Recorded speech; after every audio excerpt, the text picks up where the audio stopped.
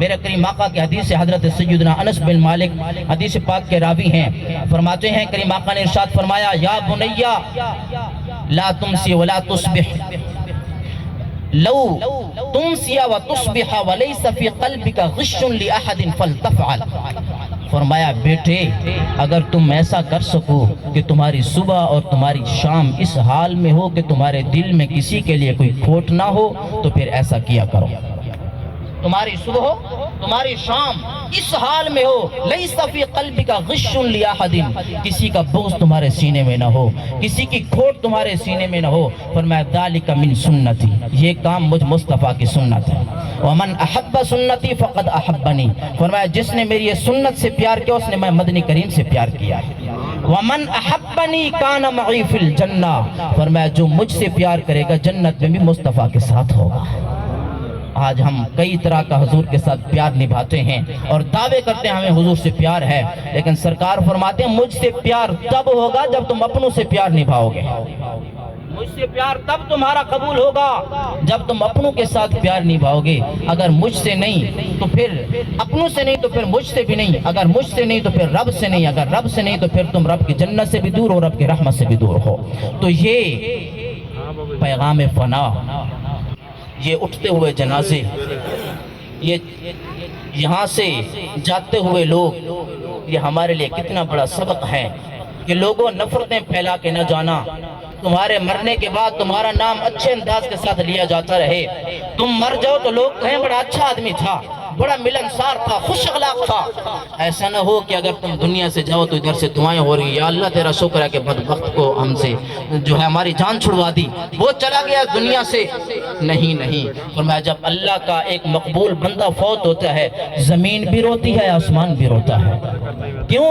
فرمایا جس جگہ پر وہ رہتا تھا اس جگہ پر اللہ کی رحمتیں اترتی تھیں، تو اللہ کی بارگاہ میں وہ زمین روتی ہے، مالک تیرے اس بندے کا وجود میرے لیے تیری رحمتوں کا باعث تھا، اب وہ چلا گیا ہے تو پھر تیری رحمتیں بھی مجھ پہ نہیں برسیں گی، اس کے دکھ میں روتی ہے۔ اور جب کہ بدبخت مرتا ہے زمین بھی خوشیاں مناتی ہے، آسمان روتا ہے، تو پھر زمین کہتی ہے کہ مالک تیرا شکر ہے کہ وہ مجھ سے چلا گیا، آسمان روتا ہے کہ مالک پھر اس کی روح میرے اوپر آ رہی ہے۔ تو اب آپ دیکھ لیں آپ کیا بننا چاہتے ہیں۔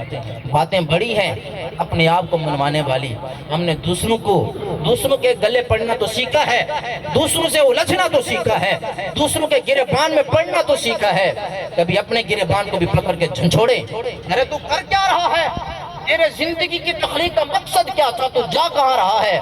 کیا 2 وقت کا کھانا کھانا، صبح کھانا، دوپہر کھانا، شام کھانا، پھر سو جانا، لیٹ جانا، کیا یہ زندگی ہے؟ حضرت انسان تجھے میرے رب نے بنایا ہے، تیرے سر پر میرے رب نے وَلَقَدْ كَرَّمْنَا بنی آدمہ کا تاج سجایا ہے، تو کیا صرف اس لیے کہ تو کھائے پیے موج اڑائے اور پھر چلا جائے؟